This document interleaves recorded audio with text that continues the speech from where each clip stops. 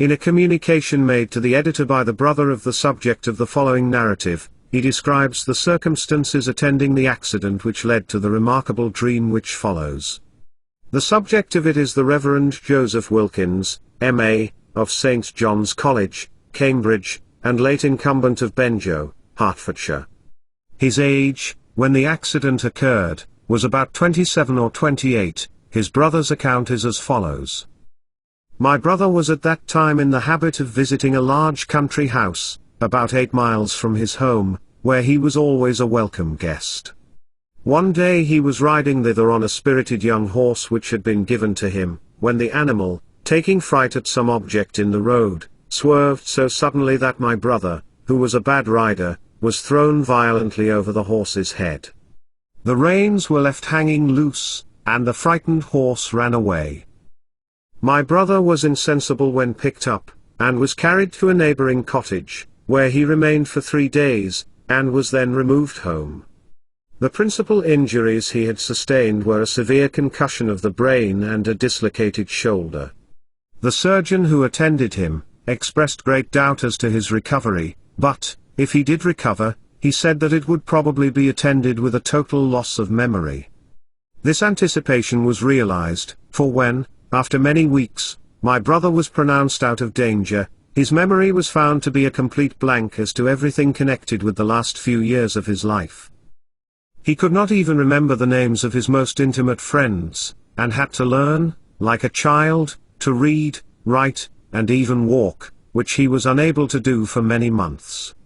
When he had regained these powers, and had become, in some measure, reconciled to his strange state of mental darkness, he began, for the first time, to speak of the extraordinary dream which had occupied his mind during the long period of his unconsciousness. He said that it seemed to him as if he had been traveling in a far country, where he underwent a variety of strange and terrible experiences. Sometimes he was sailing on a boundless ocean, alone in a little boat which was tossed about by the waves, and appeared to be on the point of sinking every moment. At other times, he was wandering in vast and gloomy forests, where he was constantly pursued by wild beasts and other fearful creatures, from which he could only escape by the most desperate efforts. Again, he would find himself shut up in a narrow cell, with walls of solid rock, from which there appeared to be no possibility of escape, and where he remained in a state of utter despair, until suddenly the walls would open, and he would rush forth, only to encounter fresh dangers and hardships. Throughout all these changing scenes, there was one idea which constantly haunted him, and filled his mind with the most intense terror. This was the idea that he was dead, and that he was undergoing the punishment of his sins in another state of existence. The thought that he had passed away from the earth, and that there was no hope of return, no possibility of being restored to life, and to the companionship of his friends, filled him with a horror which it is impossible to describe. During the whole period of his unconsciousness, his mind was filled with this dread, and he had a vivid and constant impression of the awful realities of another world. When at last he came to himself, and found that he was still alive, and that his dream of death had been but a hideous illusion, his feelings of gratitude and happiness were indescribable. He regarded his recovery as a miracle, and as an evidence of the special mercy and favor of God. He declared that no words could convey an idea of the intensity of the mental suffering which he had endured during his trance, and that it was only by the most painful effort that he could even bear to think of it. The impression left upon his mind by this terrible experience was so profound, that it was long before he could shake it off, or persuade himself that he had not actually passed through the agonies of death, and been permitted to catch a glimpse of the awful mysteries of the unseen world. From that day, he became an altered man.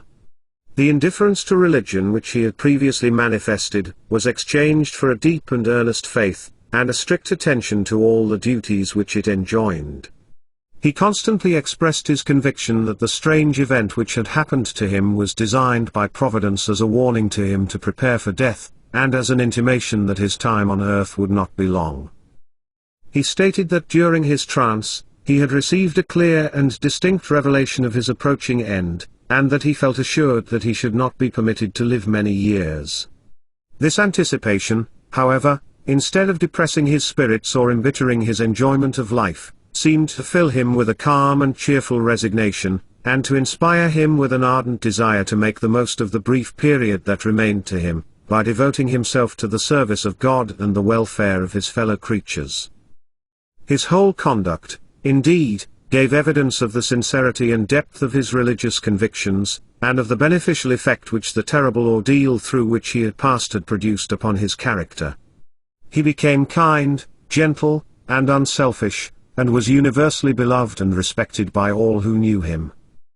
It is a remarkable fact that the presentiment which had been so deeply impressed upon his mind was literally fulfilled. In less than 3 years from the time of his singular dream, he was attacked by a sudden and severe illness, which in a few days terminated his existence. He died in the full assurance of faith, and in the happy conviction that he was about to enter upon a state of eternal happiness.